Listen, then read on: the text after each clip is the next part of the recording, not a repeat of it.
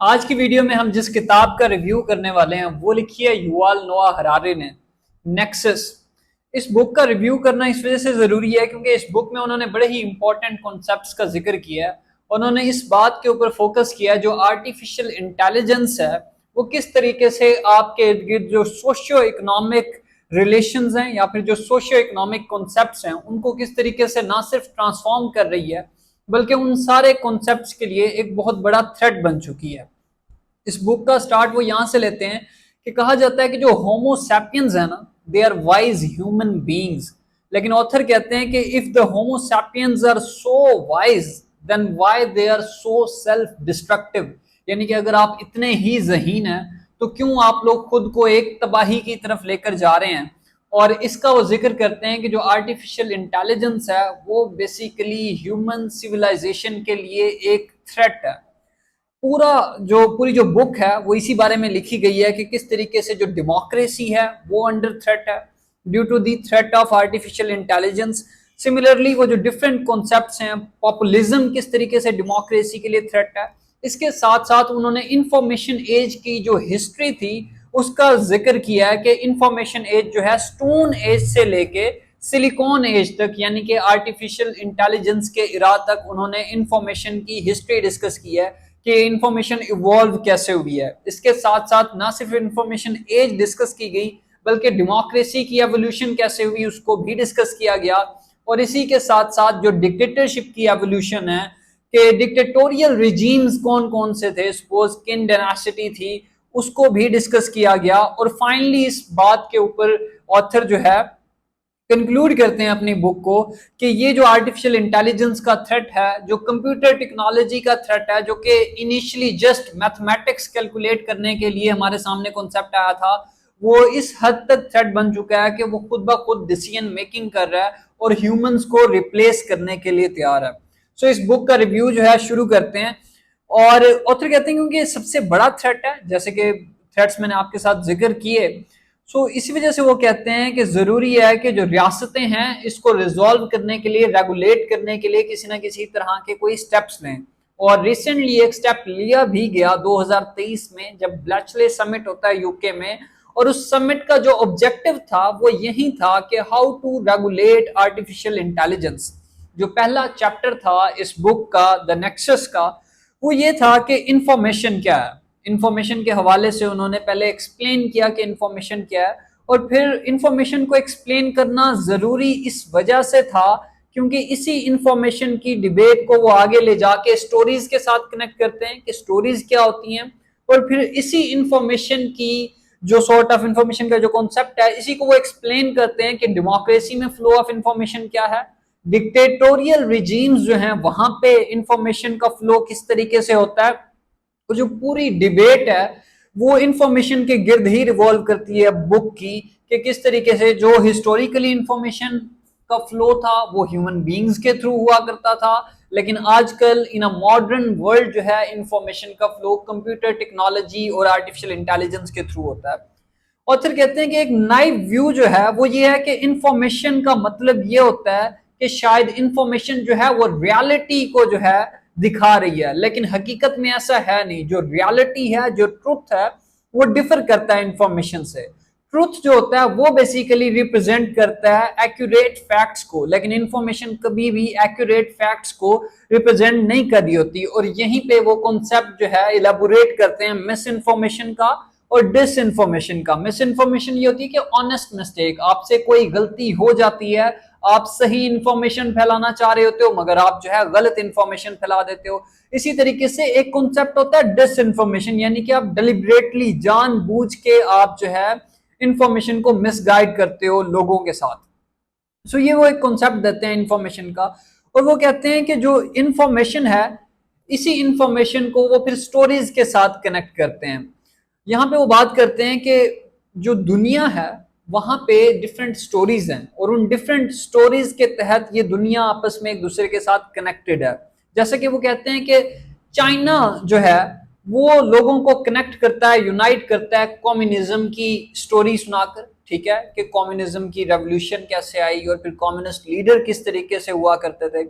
Similarly जो waste है वो अपने लोगों को कनेक्ट करता है। अमेरिका, यूके, ये कैसे कनेक्ट होते हैं? डेमोक्रेसी की स्टोरी के साथ ये लोग कनेक्ट होते हैं। इसी तरीके से रिलीजन ने भी लोगों को कनेक्ट किया हुआ है और वो डिफरेंट स्टोरीज सुना के, यानी कि फ्लो ऑफ इंफॉर्मेशन कैसे हो रहा है? स्टोरीज के थ्रू हो रहा है। और स्टोरीज इस वजह से सुनाई जाती हैं क्योंकि स्टोरीज सॉर्ट ऑफ आप कह सकते हो, जब भी कोई चीज आपको स्टोरीज की फॉर्म में सुनाई जाती है तो आपका जो ब्रेन है वो लार्ज अमाउंट ऑफ इंफॉर्मेशन जो है वो स्टोर कर लेता है।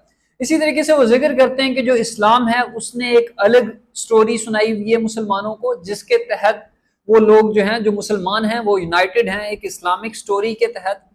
तो जो डिफरेंट स्टोरीज हैं वो लोगों को कनेक्ट कर रही हैं। जैसे कि 1.4 बिलियन जो कैथोलिक चर्च के लोग हैं वो किस वजह से एक दूसरे के साथ कनेक्टेड हैं?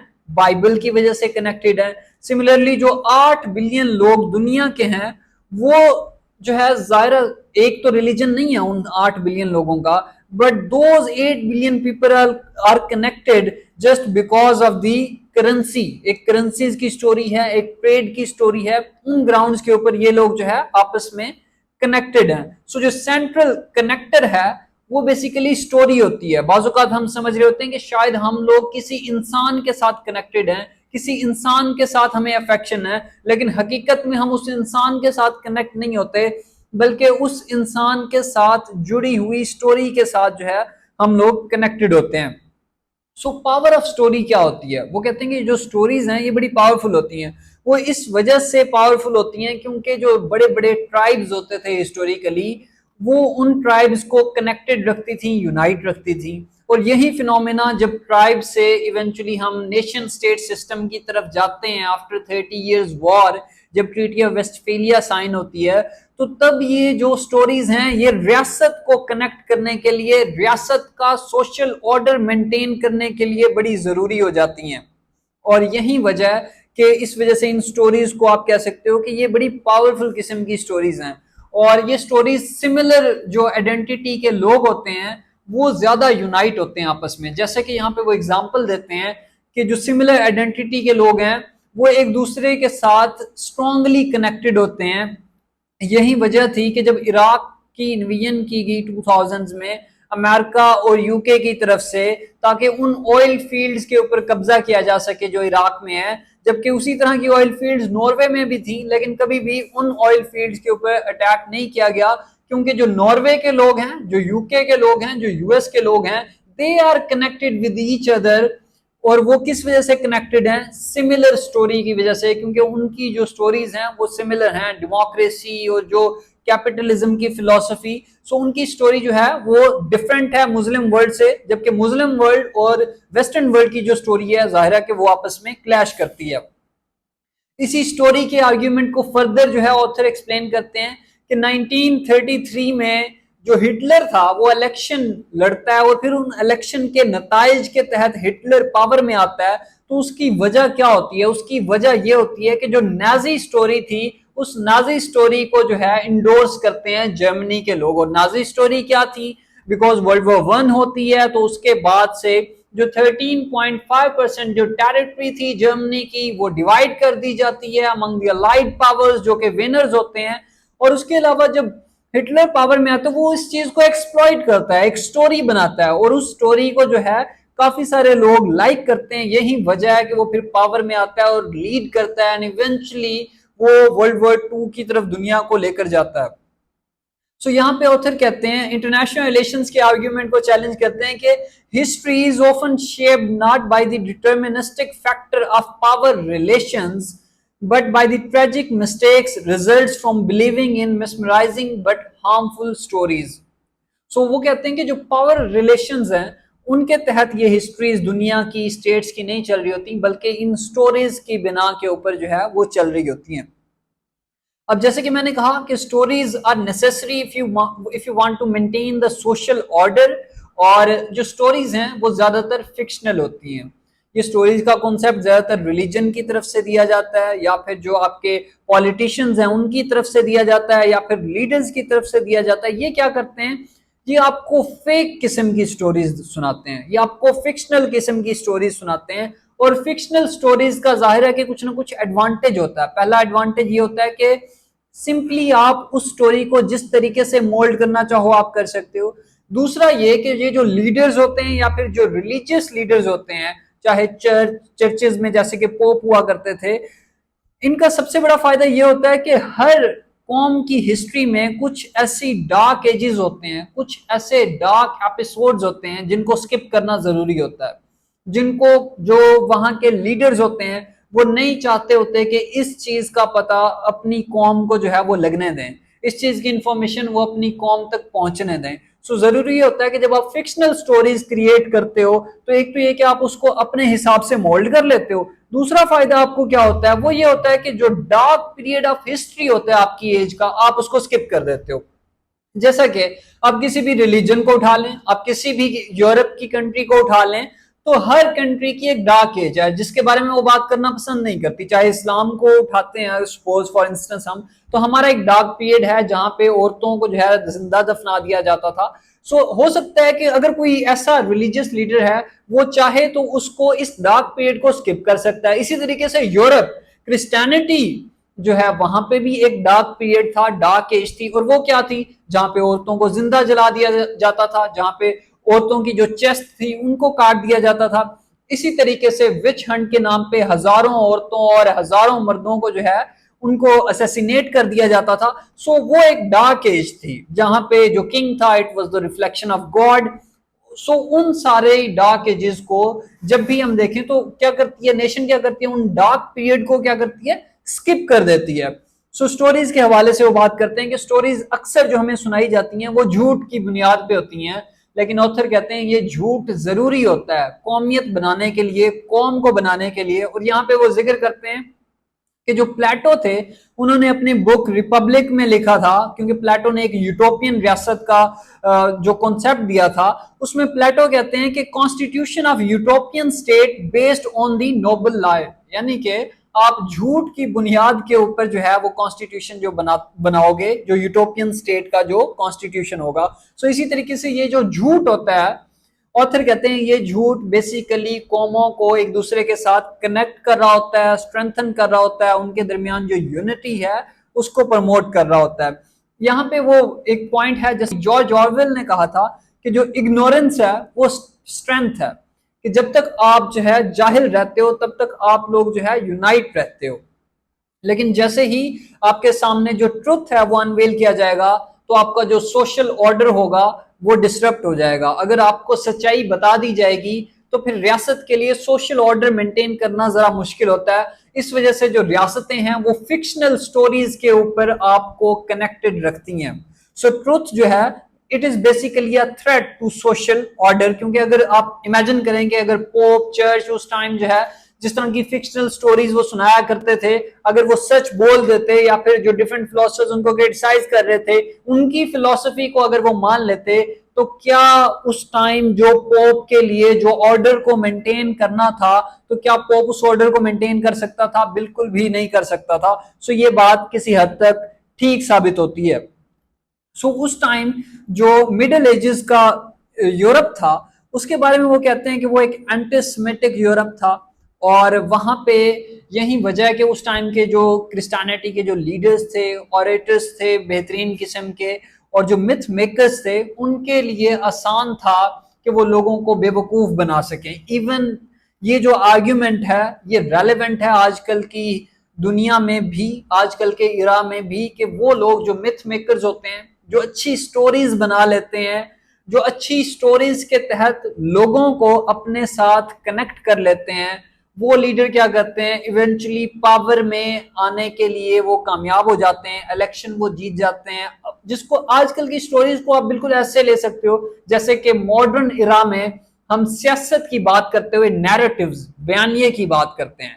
इसी तरीके से वो कहता है कि आजकल के जो मिथ मेकर्स हैं या फिर आजकल के जो रूलर्स हैं जो बेहतरीन स्टोरीज बनाते हैं, उन बेहतरीन स्टोरीज के साथ, उस बेहतरीन बयानिए के साथ लोग कनेक्ट हो जाते हैं, डजंट मैटर कि वो बयानिया सच्चा है या फिर झूठा है। सो ये तो एक पहला पार्ट था इस बुक का जिसमें हमने डिस्कस किया इंफॉर्मेशन को और स्टोरीज को, कि वो जो स्टोरीज हैं वो किस तरीके से आपको कनेक्टेड रखती हैं। सो जो दूसरा पार्ट है हमारे पास वो है द फैंटेसी ऑफ इनफैलिबिलिटी। इसमें वो ये बात करते हैं कि हिस्टोरिकली जो चर्च हुआ करता था या फिर जितने भी रिलीजन थे वो ये कहते थे कि हम लोग इनफेलिबल हैं, यानी कि फ्लॉलेस हैं, हमारे अंदर किसी भी तरह का फॉल्ट नहीं है।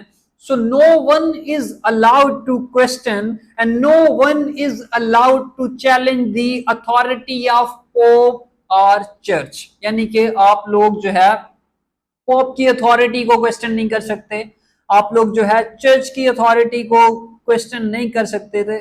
इसके अलावा आप किसी भी रिलीजन की फिलॉसफी को जो है क्वेश्चन नहीं कर सकते थे, क्योंकि वो कहते थे हम लोग जो है इनफेलिबल हैं, हमसे गलतियां नहीं हो सकती, हमसे किसी तरह की कोई मिस्टेक नहीं हो सकती। जबकि बाद में लेटर ऑन जाके उन्हीं चर्च ने अपनी फिलॉसफी को चेंज किया। जो कॉन्सेप्ट उन्होंने हिस्टोरिकली दिए, फॉर इंस्टेंस उन्होंने हिस्टोरिकली कहा कि जो औरतें हैं, historically church saw that the women are inferior in intellect as compared to the man. जबकि बाद में कुछ अरसे बाद आपने 18वीं सदी में 19वीं सदी में आपने इस बात को रिकॉग्नाइज कर लिया कि जो वुमेन हैं वो इक्वल हैं, मर्द के बिल्कुल बराबर हैं, उनका इंटेलेक्ट भी उतना है जितना मर्दों का है।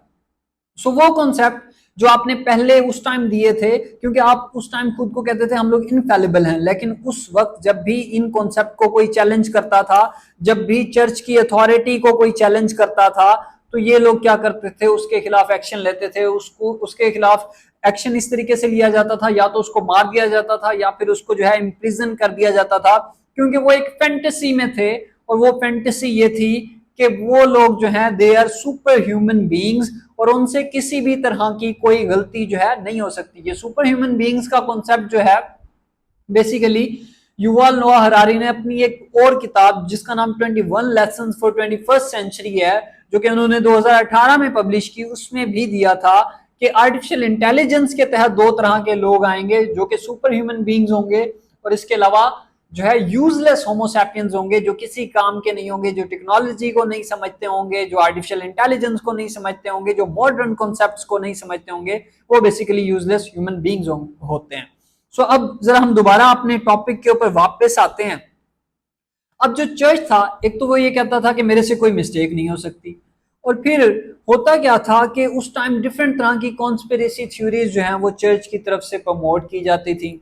उस कॉन्स्पिरेसी थ्योरी को काउंटर करने के लिए कुछ फिलोसफर्स थे जो कि चैलेंज कर रहे थे, जैसे कि गैलीलियो चैलेंज कर रहा था, कोपरनिकस चैलेंज कर रहा था, सिमिलरली बाकी जो फिलोसफर्स थे, वोल्टेयर, पॉलिटिकल साइंटिस्ट डिफरेंट थे जो कि इनकी इस फिलोसफी को चैलेंज कर रहे थे।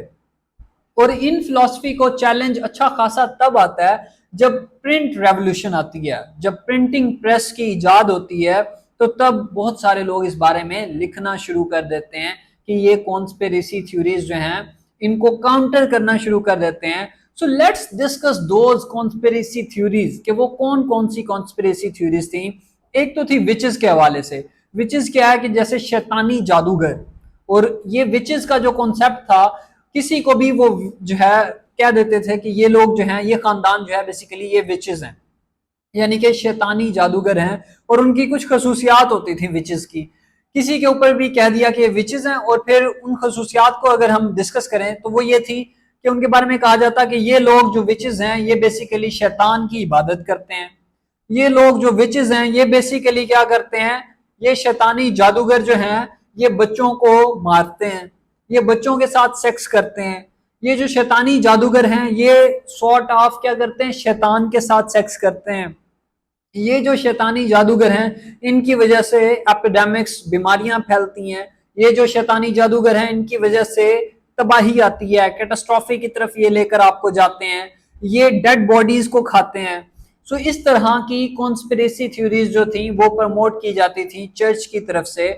और फ्रांस में कहा जाता है कि ऑलमोस्ट 3 लाख तक विचेस थे, जबकि पूरे यूरोप में जो इस बुक में जिक्र किया गया, इस बुक के मुताबिक पूरे यूरोप में तकरीबन 1.3 मिलियन जो है विचेस थे। उनके ऊपर इल्जाम लगाया गया कि ये शैतानी जादूगर हैं, और फिर उनको मार दिया गया, उनके ऊपर उनको एग्जीक्यूट कर दिया गया, उनको जो है निकाल दिया गया कुछ रीजन से यूरोप के। सो ये जो चीजें थी ये चर्च की तरफ से प्रमोट की जाती थी। और चर्च क्या करता था, अगर कोई कहता था कि नहीं हम लोग जो है विचेस नहीं है, ये basically sort of miss information है या डिस इन्फॉर्मेशन है चर्च की तरफ से, तो चर्च क्या करता था, उसके ऊपर भी इल्जाम लगा देता था और उसको भी अरेस्ट कर लेता था। इवन कुछ लोग चर्च के अंदर से आवाज उठाते थे और कहते थे कि नहीं ये काम गलत हो रहा है, कोई शैतानी जादूगर का कोई कॉन्सेप्ट नहीं है। और जब इस तरह की कोई बात की जाती थी तो उस टाइम इवन वो जो चर्च के लोग थे उनको भी अरेस्ट करके उनको भी टॉर्चर किया जाता था। सो जब प्रिंट रेवोल्यूशन आती है तो जिन फिलोसफर्स का मैंने जिक्र किया वो इसको काउंटर कर रहे थे।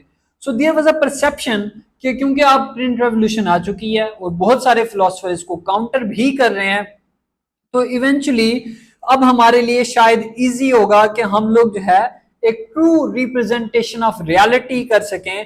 लेकिन ऐसा हुआ नहीं, क्योंकि जहां पे प्रिंट रेवोल्यूशन आई, सिमिलरली चर्च ने क्या किया, पोप ने क्या किया, पोप ने उस सारी प्रिंट रेवोल्यूशन को यूज करते हुए कॉन्स्पिरेसी थ्योरीज को भी प्रमोट करना शुरू कर दिया। सो आपको लग रहा था कि आप उसको काउंटर करेंगे, लेकिन वो और ज्यादा फैलना शुरू हो गई। सो आपको लगता था कि शायद विजडम प्रमोट होगी, लेकिन जो प्रिंट रेवोल्यूशन आई उससे जीरो ट्रुथ और जीरो विजडम जो है आप एक्वायर कर सके। सो एक तो ये कॉन्सेप्ट था विचेस का जो मैंने आपके साथ डिस्कस किया। सो यहां वो कहते हैं कि जैसे ही प्रिंट रेवोल्यूशन आती है तो it was the age of scientific revolution, you can say that. और साइंटिफिक रेवोल्यूशन आती कैसे है, वो कहते हैं कि साइंस है क्या। यहाँ पे युval नोआ हरारी कहते हैं कि जो साइंस है it is basically the discovery of ignorance. क्योंकि वो जो चर्च था, वो जो पोप था, वो कहते थे कि हम लोग इनफेलिबल हैं, फ्लॉलेस हैं। लेकिन जिस मोमेंट उन्होंने इस बात को मानना शुरू किया कि यस हम लोग फ्लॉलेस नहीं है, यस हमसे भी गलती हो सकती है, ये वो टाइम था कि जब आपने अपने अंदर उस गलती को जो है सॉर्ट ऑफ एक्सेप्ट किया। यही वो टाइम था कि उस टाइम वो जो रेवोल्यूशन थी, रेनेसांस मूवमेंट थी, वो यूरोप में फैलती है और उसके तहत जो है डिफरेंट जर्नल्स, पब्लिकेशन होना शुरू होती हैं और वहां से साइंस आती है। साइंस के हवाले से वो कहते हैं कि उसका पहला जो कॉन्सेप्ट है वो यही है कि वो ये नहीं कहती कि मैं फ्लॉलेस हूं। साइंस इस चीज को एक्सेप्ट करती है कि अगर मैंने एक थ्योरी दी है तो हो सकता है कि वो कुछ महीने बाद वो थ्योरी मेरी गलत साबित हो सकती है। जैसे कि चाहे वो पॉलिटिकल साइंटिस्ट भी हो, जैसे कि यहाँ पे हम बात कर सकते हैं कि फ्रांसिस फुकुयामा ने एंड ऑफ हिस्ट्री लिखी, जब वो गलत साबित हो गई तो फिर उसने एक और किताब लिखी, political order and political decay, यानी कि एक्सेप्ट किया उस चीज को कि हाँ आई वाज रॉन्ग, क्योंकि क्लैश ऑफ सिविलाइजेशन जो है उसका एंटाइथेसिस आ गया था। सो साइंस का जो सबसे बड़ा कॉन्सेप्ट है वो यही है कि वो इस चीज को एक्सेप्ट करती है कि मैं जो हूं वो इनफेलिबल नहीं हूं। साइंस इनफेलिबल नहीं है, साइंस को आप चैलेंज कर सकते हो। जबकि जो हिस्टोरिकली चर्च था या रिलीजन था वो ये कहता था कि मैं इनफेलिबल हूं, जबकि फिर बाइबल का जो कॉन्सेप्ट था वो वैसे आगे आके चैलेंज हो जाता है। सो सोशल ऑर्डर अगर मैं डिस्कस करूं मिडिवल यूरोप का, उस टाइम क्या होता था, वो यही होता था कि उन्होंने किस तरीके से एक्सप्लॉइट करना है पीसेंट्स को, यानी कि जो गरीब फार्मर्स थे उनको आपने किस तरीके से एक्सप्लॉइट करना है। इसी के साथ साथ उनका ये भी सोशल ऑर्डर था कि उन्होंने डिस्क्रिमिनेशन करनी है against the Muslims, against the Jews. इसी के साथ साथ उनका ये भी सोशल ऑर्डर था कि वो मिसट्रीट करते थे औरतों को। वो यूरोप जो आजकल आपको लेक्चर देता है औरतों के हकूक पे, औरतों की एजुकेशन के ऊपर, वो खुद ही नहीं किसी तरह की एजुकेशन और हकूक प्रोवाइड करता था।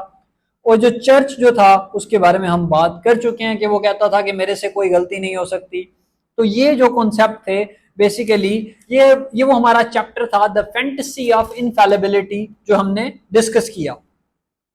हमारे पास जो तीसरा पॉइंट था इस बुक का वो ये था कि डेमोक्रेसी एंड डिक्टेटरशिप। अब डेमोक्रेसी एंड डिक्टेटरशिप के दौर में वो ये डिस्कस करते हैं ऑथर कि जो इंफॉर्मेशन का फ्लो है वो किस तरीके से होता है। वो कहते हैं कि इंफॉर्मेशन का जो फ्लो है वो बड़ा ही स्मूथ किस्म का है और डिफरेंट पाथवे है, डिफरेंट पैसेज है। जब डेमोक्रेसी में आप बात करते हो तो इंफॉर्मेशन ऐसा नहीं होता कि सिर्फ वाशिंगटन से ही आ रही हो, डिफरेंट थिंक टैंक्स के थ्रू भी आ रही होती है, डिफरेंट मीडिया के थ्रू भी आ रही होती है, यानी कि फ्री स्पीच और फ्री मीडिया का कॉन्सेप्ट होता है। जबकि ऑन कंट्रेरी जब आप डिक्टेटरशिप में बात करते हो तो जो डिक्टेटर्स होते हैं वो बिल्कुल वैसे ही वर्क करते हैं जैसे हिस्टोरिकली चर्च वर्क किया करता था। डिक्टेटर्स कहते हैं कि मुझे चैलेंज नहीं करना, जैसे चर्च कहता था कि मुझे चैलेंज नहीं करना। डिक्टेटर्स को अगर कोई चैलेंज करता था तो उसको जेल में डाल दिया जाता था, उसके ऊपर टॉर्चर किया जाता था, बिल्कुल वैसे जैसे कि चर्च को अगर कोई चैलेंज करता था तो उसको जेल में डाल दिया जाता था और उसको टॉर्चर किया जाता था। सो डिक्टेटर यानी कि हिटलर, स्टालिन, सो वो कहते हैं कि हम लोग भी जो है इनफेलिबल हैं, हमसे किसी भी तरह की कोई गलती नहीं हो सकती। और डिक्टेटरशिप में फ्लो ऑफ इंफॉर्मेशन जो है वो सेंट्रलाइज्ड होता है। सारी इंफॉर्मेशन यूएसएसआर के राह में सिर्फ आपको मॉस्को से ही मिलेगी। इसी तरीके से चाइना में सारी इंफॉर्मेशन जो है वो आपको बीजिंग से ही आती हुई दिखाई देगी। सारे ऑर्डर्स जो हैं आपको वो बीजिंग से ही आते हुए दिखाई देंगे, जबकि डेमोक्रेसी में ऐसा नहीं होता। So let's talk about the concept of democracy, कि जो डेमोक्रेसी का कॉन्सेप्ट है वो किस तरीके से। वो ऑथर कहते हैं कि डेमोक्रेसी की जब भी हम बात करते हैं ना, तो पहला कॉन्सेप्ट हमारे जहन में ये आता है कि जो डेमोक्रेसी है उसका मतलब ये है कि मेजॉरिटी। लेकिन वो कहते हैं कि democracy is not a system of majority to exterminate minority. कि यहाँ पे वो एग्जांपल देते हैं कि अगर मेजॉरिटी ये फैसला कर देती है कि जो कुछ इनोसेंट पीपल है उनको कत्ल कर दिया जाए, तो क्या कर देना चाहिए कत्ल? वो कहते हैं नहीं, this is not democracy. Democracy में सबसे अहम प्रिंसिपल इलेक्शंस नहीं होते, डेमोक्रेसी में सबसे अहम प्रिंसिपल मेजॉरिटी नहीं होती। डेमोक्रेसी में सबसे जो अहम प्रिंसिपल होता है वो होता है आपके ऊपर सेल्फ अकाउंटेबिलिटी का मैकेनिज्म। डेमोक्रेसी में जो सबसे अहम कॉन्सेप्ट होता है वो यही होता है कि self correcting mechanism, check and balance का मैकेनिज्म। यानी कि एग्जीक्यूटिव है तो उसके ऊपर जुडिशरी के चेक्स हैं, जुडिशरी है तो उसके ऊपर एग्जीक्यूटिव पार्लियामेंट के चेक्स हैं। सो ये चेक एंड बैलेंस का जो फिनोमेना है वो जरूरी है डेमोक्रेसी में। So democracy is not just about the elections, और डेमोक्रेसी में और भी बहुत सारे कॉन्सेप्ट्स होते हैं, लिबर्टीज होती हैं, ह्यूमन राइट्स का कॉन्सेप्ट होता है। लेकिन यहाँ पे वो ऑथर कहते हैं कि जो लीडर्स हैं आजकल के इरा में, they use democracy to rise to power, लेकिन जब वो पावर में आ जाते हैं then they use power to undermine democracy. यानी कि आपने जमहूरियत का इस्तेमाल किया, इलेक्शन लड़े, आप पावर में आ गए। आप जैसे ही पावर में आते हो, पावर में आने के बाद आपके अंदर किसी भी तरह का जमहूरी उसूल जो है वो नहीं नजर आता आपके किसी भी फैसले में। इस तरह के लीडर आपको दुनिया में काफी सारे स्टेट्स में दिखाई देते हैं। जैसा कि इस तरह के लीडर आपको टर्की में तैयब एर्दोगान की शक्ल में दिखाई देता है। इस तरह का लीडर आपको इंडिया में नरेंद्र मोदी की शक्ल में दिखाई देता है। इस तरह का लीडर आपको even in America Donald Trump की शक्ल में दिखाई देता है। इसी तरह का लीडर आपको ब्राजील में, बाकी कंट्रीज में दिखाई देता है। सो वो कहते हैं कि this is what we call populism. बाद में वो आके नेशनलिज्म एंड पॉपुलिज्म की फिलॉसफी को अपना लेते हैं। सो यहाँ पे वो बात करते हैं कि डेमोक्रेसी का भी सबसे बड़ा जो प्रिंसिपल है वो ये है कि डेमोक्रेसी जो जमहूरियत है वो इस चीज को एक्सेप्ट करती है कि हाँ मुझसे भी गलती हो सकती है। जैसे वो एग्जांपल यहाँ पे देते हैं कि अमेरिका ने जब इन्वेड किया इराक को, कि इराक के पास जो है वेपन्स ऑफ मास डिस्ट्रक्शन है, WMDs हैं, इराक को इन्वेड कर लिया गया। जब इराक को इन्वेड कर रहे थे तो 69% जो पीपल थे अमेरिका में वो ये समझते थे कि ये इन्वेजन ठीक है, अमेरिका के लिए जरूरी है। लेकिन 2007 में दोबारा एक सर्वे किया गया तो लोगों ने 67% लोगों ने कहा कि इट वाज फॉल्स ऑपरेशन, हमें ये ऑपरेशन नहीं करना चाहिए था। 67% लोगों ने उस ऑपरेशन को कंडेम किया। यानी कि जो जमहूरियत है उसकी सबसे खूबसूरत खूबी यही है कि वो इस चीज को एक्सेप्ट करती है कि मैं इनफेलिबल नहीं हूं, मैं फ्लॉलेस नहीं हूं, मेरे से फ्लॉज हो सकते हैं। लेकिन डिक्टेटरशिप में ऐसा कुछ भी नहीं होता। सो ये तो बात थी डेमोक्रेसी की, जमहूरियत की।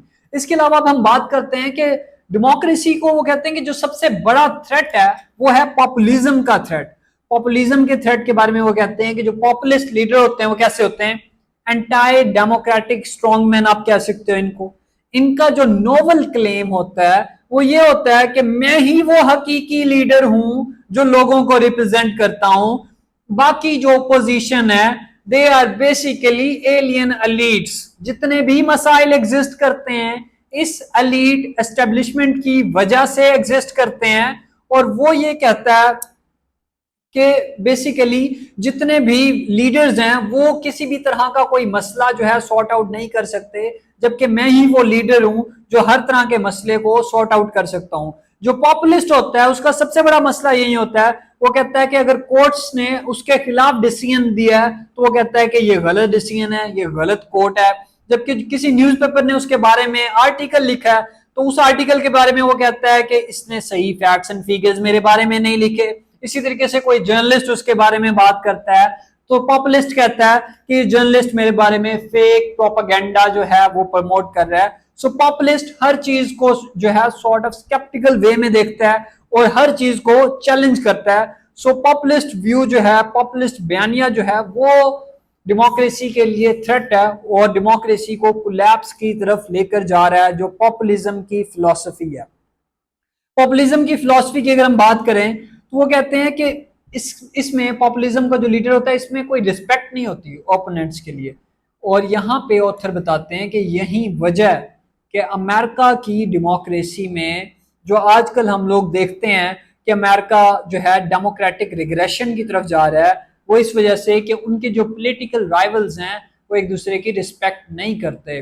जबकि इवन आजकल जो सिचुएशन है वो उतनी वर्स्ट नहीं है जितनी सिविल वॉर सिचुएशन चल रही थी कि 1960s में जब सिविल राइट्स मूवमेंट चल रही थी, उतनी वर्स्ट तो सिचुएशन नहीं है अमेरिका की, लेकिन फिर भी डेमोक्रेसी रिग्रेस हो रही है। The only reason behind this regression कि there is no political respect among the political opponents. This is the reason कि डेमोक्रेसी जो है वो रिग्रेशन में जा रही है। यहाँ पे वो बात करते हैं कि जो डेमोक्रेसी है उसकी हिस्ट्री क्या है।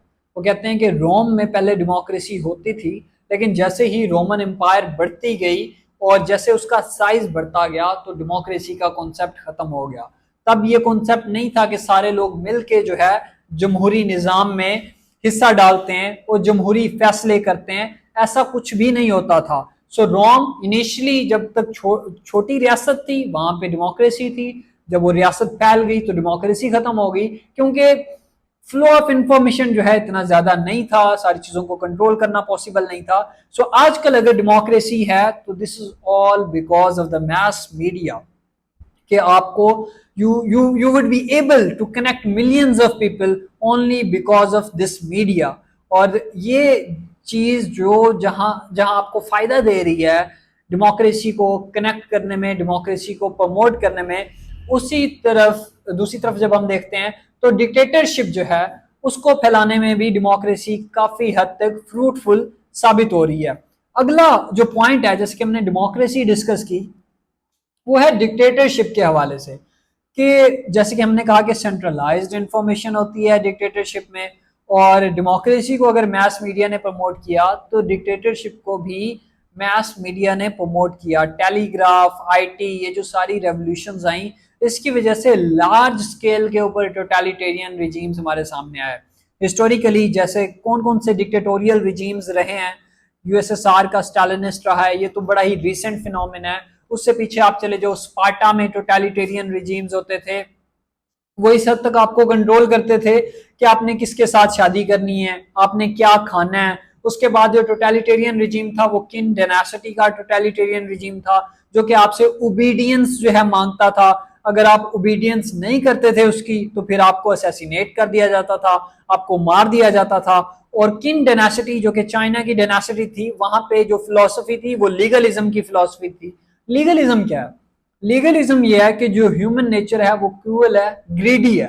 अगर आप ह्यूमन नेचर को कंट्रोल करना चाहते हैं तो आपको क्या करना होगा, आपको ह्यूमन नेचर को कंट्रोल करने के लिए इनके ऊपर स्ट्रिक्ट किस्म की पनिशमेंट्स जो हैं वो इंप्लीमेंट करनी होगी, तभी आप ह्यूमन नेचर को जो है कंट्रोल कर सकते हो।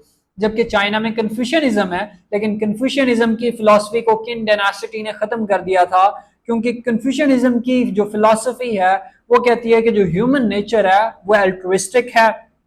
सो ये तो एक डिक्टेटोरियल हिस्ट्री हो गई। सो मॉडर्न डिक्टेटर्स जो थे वो किस तरीके से वर्क करते थे, उसमें कंट्रीब्यूट किया मास मीडिया ने। जैसे कि कंप्यूटर आए तो उन्होंने बड़ी हेल्प की बोल्शेविक्स की, स्टालिनिस्ट रिजीम की। और जो स्टालिन रिजीम था वो भी यही कहता था कि हम लोग जो है इनफेलिबल हैं, हम लोग जो है फ्लॉलेस हैं, हमें कोई चैलेंज नहीं कर सकता। स्टालिन रिजीम ने क्या किया, एक कलेक्टिविज्म, एग्रीकल्चर कलेक्टिविज्म, यानी कि वो इस हद तक कंट्रोल करता था कि आप किस चीज की काश्तकारी करेंगे ये जो है सोवियत की गवर्नमेंट डिसाइड करती थी। जब कुछ लोगों ने उसको अपोज किया, उनका नाम था कुलाक्स। कुलाक्स कुछ फॉर्मर्स थे जिन्होंने अपोज किया इस फिनोमेना को। तो स्टालिन रिजीम ने यहाँ पे एक कॉन्स्पिरेसी बनाई, और वो कॉन्स्पिरेसी ये थी कि ये जो कुलाक्स हैं ये बेसिकली सॉर्ट ऑफ गद्दार हैं, इनके ऊपर गद्दारी के मुकदमे चलाए जाएं और उनको असैसिनेट कर दिया जाए, क्योंकि बेसिकली जो those kulaks are capitalist. So even फिर कुलाक्स के खिलाफ ऑपरेशन किया गया स्टालिन की तरफ से। डिफरेंट जो सरदार होते थे खानदानों के, उनको बताया जाता था कि आपके आसपास के इलाकों में, नेबर्स में, हमें 16 लोग जो हैं, 16 फैमिलीज कुलाक्स हैं, हमें वो चाहिए। अगर कोई नहीं ढूंढ के देता था 16 फैमिलीज, तो फिर उस सरदार को असैसिनेट कर दिया जाता था। इस हद तक कंट्रोल्ड रिजीम था स्टालिन का कि जब स्टालिन की डेथ होती है तो कोई विलिंग नहीं था उसके रूम में जाने के लिए, कि क्योंकि स्टालिन काफी देर हो गई वापस बाहर नहीं आता कमरे से, तो कोई भी बंदा उसके रूम में जाके उसको कि स्टालिन साहब जो है क्यों बाहर नहीं आए। इवन जब लोग एंटर हो गए तो तब एक डॉक्टर को बुलाया गया, तो डॉक्टर इस चीज को लेके कंफ्यूज। तो सबको यही फेयर था, इवन डॉक्टर्स को भी यही फेयर था कि अगर अभी स्टालिन की आंख खुली तो वो उठ के इनको जो है शूट कर देगा, इनको मार देगा। सो इस हद तक जो है वो फेयर होता है डिक्टेटर का, और स्टालिन का इस हद तक फेयर था। स्टालिन के हवाले से अगर हम बात करें या फिर डिक्टेटर के हवाले से आप बात करना चाहें, तो उसका बेसिकली जो गवर्नमेंट को रन करने का तरीका होता है वो इस तरीके से होता है कि एक तो ये कि जो इंटरनल ट्रेटर्स का कॉन्सेप्ट वो इंट्रोड्यूस कराता है कि अगर विद इन दी स्टेट कोई भी इंसान उसे चैलेंज करता है तो वो कहता है कि ये ट्रेटर है, गद्दार है, इसको जो है मार देना चाहिए, असैसिनेट कर देना चाहिए। दूसरा ये कि उसके जो सबऑर्डिनेट्स होते हैं उनके ऊपर भी वो नजर रखता है, क्योंकि उनके जो सबऑर्डिनेट्स होते हैं वो भी करप्ट हो सकते हैं। इसी के साथ साथ जो डिक्टेटर होता है वो हमेशा अपनी नेशन को, अपनी कौम को फॉरेन एनिमीज का जो कॉन्सेप्ट है वो बताता रहता है कि किसी भी वक्त अटैक हो सकता है, जो हमारी नेशन है वो खतरे में जा सकती है, और मैं I am here to protect you. So इसी तरीके से जो डिक्टेटर है वो रियासत को रन करता है। जबकि अगला जो कॉन्सेप्ट है हमारे पास वो है कंप्यूटर। कंप्यूटर की हिस्ट्री के ऊपर उन्होंने 2 चैप्टर लिखे कि कंप्यूटर जब बनाया गया तो यही कॉन्सेप्ट था कि शायद मैथमेटिक्स को कैलकुलेट करने के लिए ये कंप्यूटर का जो फिनोमेना है हमारे पास आया, लेकिन किसी ने ये नहीं सोचा था कि ये खुद ब खुद डिसीजन मेकिंग करने लगेगा। और फिर इवेंचुअली हमने इसकी एक एवोल्यूशन देखी जिसमें कंप्यूटर, आर्टिफिशियल इंटेलिजेंस, और फिर वो एल्गोरिदम्स के ऊपर आ जाते हैं कि एल्गोरिदम्स किस हद तक हमें कंट्रोल करते हैं। और जो एल्गोरिदम्स हैं वो बेसिकली उनका मेन काम ये होता है, चाहे वो फेसबुक के हों, गूगल के हों या किसी भी ऐप के हों, कि उन्होंने इंगेजमेंट बढ़ानी है लोगों के साथ, कि लोग ज़्यादा से ज़्यादा उसको यूज़ करें। चाहे वो टिकटॉक है, कोई चीज़ है, तो उसको ज़्यादा से ज़्यादा स्क्रॉल करें। और जो एल्गोरिदम्स हैं, यहाँ पे ऑथर कहते हैं कि उन्हें ये बात पता चल चुकी है कि algorithms discovered outrage generate engagement, यानी कि अगर किसी भी तरह की कोई सनसनी है, कोई आउटरेज है, तो उससे क्या होता है, इंगेजमेंट ज़्यादा होती है। कोई भी इंसिडेंट हो गया, सपोज कोई कत्ल हो गया है, किसी को असैसिनेट कर दिया गया है, तो इस तरह की जो न्यूज़ है वो ह्यूमंस को ज़्यादा अट्रैक्ट करती है। सो एल्गोरिदम्स को ये बात पता चल चुकी है, और एल्गोरिदम्स आपको कंट्रोल करते हैं। उनको पता है कि आप कौन सी चीज में इंटरेस्टेड हैं। यूट्यूब को पता है कि आपको कौन सी चीज सजेस्ट करनी है, टिकटॉक को पता है कि आपको कौन सी चीज सजेस्ट करनी है, फेसबुक को पता है, इवन आपके नेटफ्लिक्स को। सो हर चीज को जो है, ये जो टेक्नोलॉजी हमारे इर्द गिर्द है वो बेसिकली हमें कंट्रोल कर रही है, इन्फ्लुएंस कर रही है। और इस हद तक इन्फ्लुएंस कर रही है कि आपको सॉर्ट ऑफ सेक्सुअल इंटीमेसी तक प्रोवाइड कर रही है टेक्नोलॉजी, क्योंकि आजकल कुछ ऐसी एप्स भी हैं जो आपके साथ सेक्सुअल इंटीमेसी में भी इंगेज हो जाती हैं। यहाँ पे ऑथर एक बड़ा ही दिलचस्प वाकया जो है वो डिस्कस करते हैं कि एक बंदा था चेल, और वो जो है असैसिनेट करना चाहता है क्वीन एलिजाबेथ को, और बाद में पता चलता है कि उसको असैसिनेट करने की तरफ किसने उभारा, किसने उसको कहा कि जो है आप असैसिनेट करो। तो पता चलता है कि एक सराई जो है लड़की है, उसने इसको सॉर्ट ऑफ इस चीज की तरफ धकेला कि आप जो है क्वीन एलिजाबेथ को अटैक करो और असैसिनेट कर दो उसको। जब इन्वेस्टिगेशन शुरू की गई तो पता चला कि वो जो सराई है वो बेसिकली कोई लड़की नहीं है, उसके पीछे कोई ह्यूमन बीइंग नहीं है, उसके पीछे आर्टिफिशियल इंटेलिजेंस का चैट बोट है जिसके तहत एक ऐप क्रिएट की गई है, और वो बेसिकली उसकी गर्लफ्रेंड क्या थी, एक ऐप थी, एक जो है सॉर्ट ऑफ चैट बोट था जिसको वो गर्लफ्रेंड समझ रहा था, और उसके साथ वो सेक्सुअली जो है सेक्सुअल इंटीमेसी में वो इंगेज होता था।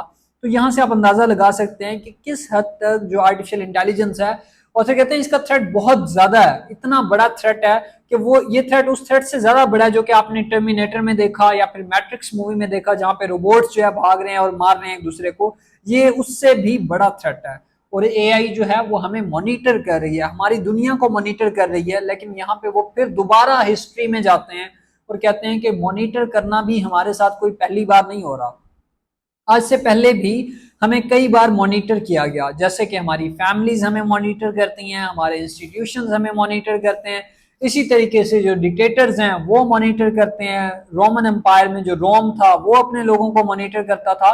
सो हम हैबिचुअल हैं इस चीज के कि हमें मॉनिटर किया जाता है।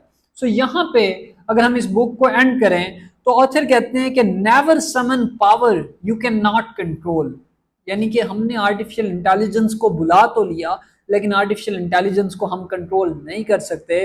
और जब आप ऐसी पावर को बुला लेते हो जिसको आप कंट्रोल नहीं कर सकते, वो पावर आपको डिस्ट्रॉय कर देती है, इनहेलेट कर देती है। यहाँ पे उन्होंने एक एनोलॉजी जो है वो क्रिएट की हुई थी कि आज के बाद जो दुनिया होगी वो दो हिस्सों में डिवाइडेड होगी, क्योंकि आपके पास अब आ चुका है सिलिकॉन कर्टेन। ये जो सिलिकॉन कर्टेन का कॉन्सेप्ट है ये उन्होंने सॉर्ट ऑफ ओरिजिनेट किया है। इसका अगर ओरिजिन हमने देखना है तो वो हमारे पास आयरन कर्टेन से आता है। आयरन कर्टेन जब कोल्ड वॉर चल रही थी, East Germany and West Germany, तो Germany was divided into two parts. इसी तरीके से वो कहते हैं कि सिलिकॉन कर्टेन के तहत world will be divided into two parts, जहां पे एक तरफ तो सिलिकॉन से रिलेटेड यानी कि जो सॉर्ट ऑफ आर्टिफिशियल इंटेलिजेंस से रिलेटेड सुपर ह्यूमंस होंगे, जबकि दूसरी तरफ यूजलेस ह्यूमन बीइंग्स होंगे, इसीलिए उन्होंने इसको सिलिकॉन कर्टेन कहा। इसी तरीके से एक और एनालॉजी जो है वो ड्रॉ करते हैं, वो कहते हैं कि एक मैजिशियन था, वो एक जिम्मे लगाता है अपने शागिर्द के काम के, जो है मैं बाहर जा रहा हूँ आपने पानी भर के लाना है। तो वो मैजिशियन का एक झाड़ू वहां पे पड़ा होता है और शागिर्द क्या करता है, उस झाड़ू को हुक्म दे देता है कि पानी भर के लाओ, और वो इतना पानी भर के लाता है कि पूरा होम जो होता है, उसका जो घर होता है, इट वाज फ्लडेड, कि वो पूरा घर भर जाता है। क्योंकि वो शागिर्द को ये नहीं पता होता कि मैंने इसको कंट्रोल कैसे करना है, इस पावर को हुक्म तो दे दिया उसने उस पावर को। फिर जब वो मैजिशियन वापस आता है तो फिर वो उससे कहता है कि never summon the powers you can not control. और यही चीज ह्यूमन बीइंग्स भी कर रहे हैं। आर्टिफिशियल इंटेलिजेंस को बुला लिया, और आर्टिफिशियल इंटेलिजेंस एक ऐसी पावर है जो हर चीज की डिसीजन मेकिंग को ट्रांसफॉर्म कर रही है। इकोनॉमिक इंस्टीट्यूशंस हो, बैंकिंग हो, हर चीज में वो एक रेवोल्यूशन लेकर आ रही है, और यही चीज दुनिया को डेवस्टेशन और डिस्ट्रक्शन की तरफ लेकर जा रही है। सो आप लोगों का व्यू पॉइंट क्या है? क्या आप लोग भी इस चीज को कंसिडर करते हैं कि जो आर्टिफिशियल इंटेलिजेंस की वेव है इस बुक के मुताबिक वो दुनिया को तबाह कर देगी? Let us know in our comment section, और आपसे मुलाकात होगी अगली वीडियो में। तो सबको यही फेयर था, इवन डॉक्टर्स को भी यही फेयर था कि अगर अभी स्टालिन की आंख खुली तो वो उठ के इनको जो है शूट कर देगा, इनको मार देगा। सो इस हद तक जो है वो फेयर होता है डिक्टेटर का, और स्टालिन का इस हद तक फेयर था। स्टालिन के हवाले से अगर हम बात करें या फिर डिक्टेटर के हवाले से आप बात करना चाहें, तो उसका बेसिकली जो गवर्नमेंट को रन करने का तरीका होता है वो इस तरीके से होता है कि एक तो ये कि जो इंटरनल ट्रेटर्स का कॉन्सेप्ट वो इंट्रोड्यूस कराता है कि अगर विद इन दी स्टेट कोई भी इंसान उसे चैलेंज करता है तो वो कहता है कि ये ट्रेटर है, गद्दार है, इसको जो है मार देना चाहिए, असैसिनेट कर देना चाहिए। दूसरा ये कि उसके जो सबऑर्डिनेट्स होते हैं उनके ऊपर भी वो नजर रखता है, क्योंकि उनके जो सबऑर्डिनेट्स होते हैं वो भी करप्ट हो सकते हैं। इसी के साथ साथ जो डिक्टेटर होता है वो हमेशा अपनी नेशन को, अपनी कौम को फॉरेन एनिमीज का जो कॉन्सेप्ट है वो बताता रहता है कि किसी भी वक्त अटैक हो सकता है, जो हमारी नेशन है वो खतरे में जा सकती है, और मैं I am here to protect you. So इसी तरीके से जो डिक्टेटर है वो रियासत को रन करता है।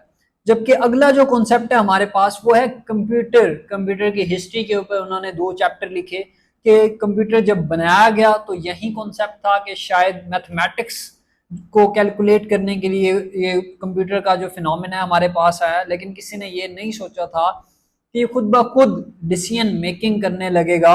और फिर इवेंचुअली हमने इसकी एक एवोल्यूशन देखी जिसमें कंप्यूटर, आर्टिफिशियल इंटेलिजेंस और फिर वो एल्गोरिदम्स के ऊपर आ जाते हैं कि एल्गोरिदम्स किस हद तक हमें कंट्रोल करते हैं।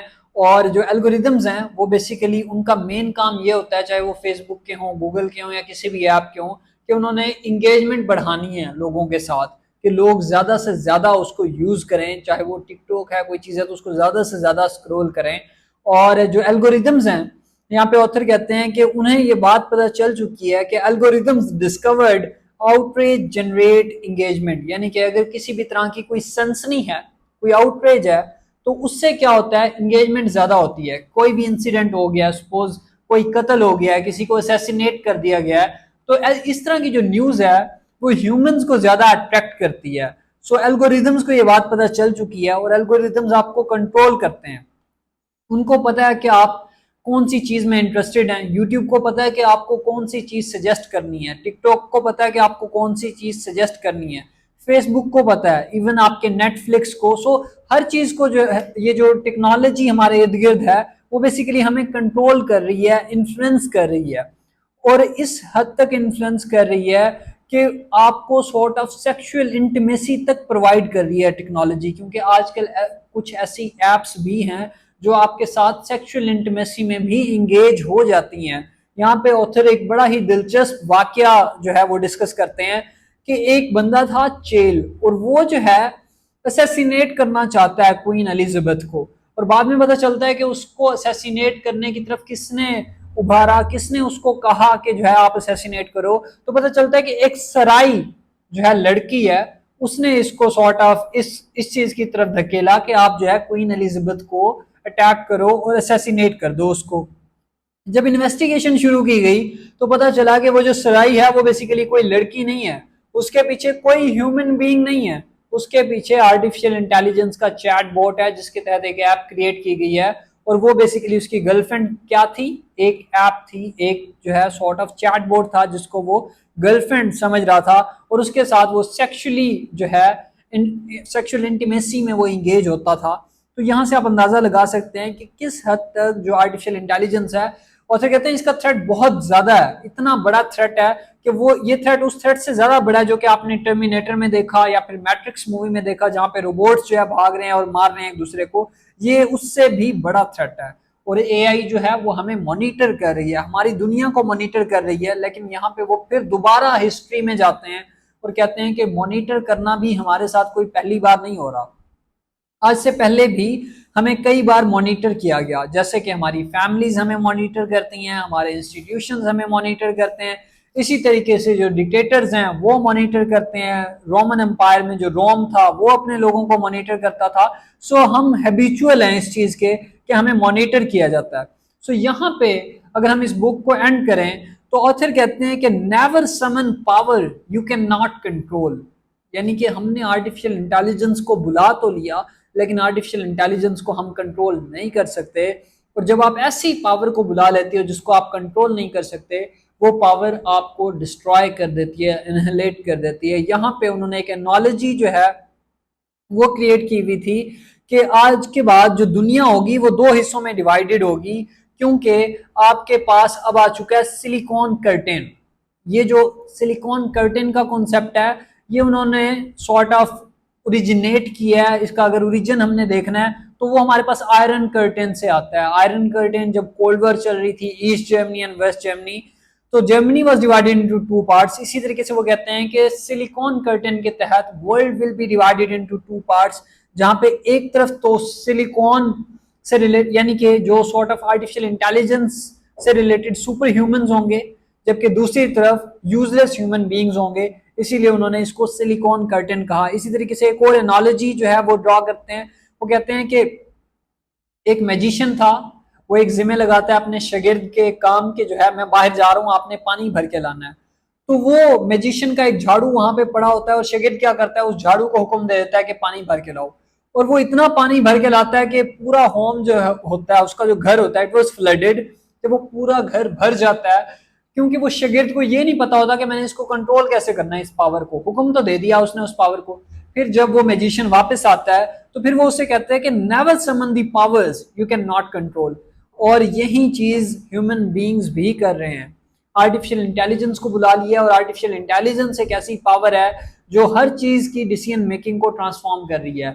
इकोनॉमिक इंस्टीट्यूशंस हो, बैंकिंग हो, हर चीज में वो एक रेवोल्यूशन लेकर आ रही है, और यही चीज दुनिया को डेवस्टेशन और डिस्ट्रक्शन की तरफ लेकर जा रही है। सो आप लोगों का व्यू पॉइंट क्या है? क्या आप लोग भी इस चीज को कंसिडर करते हैं कि जो आर्टिफिशियल इंटेलिजेंस की वेव है इस बुक के मुताबिक वो दुनिया को तबाह कर देगी? Let us know in our comment section, और आपसे मुलाकात होगी अगली वीडियो में।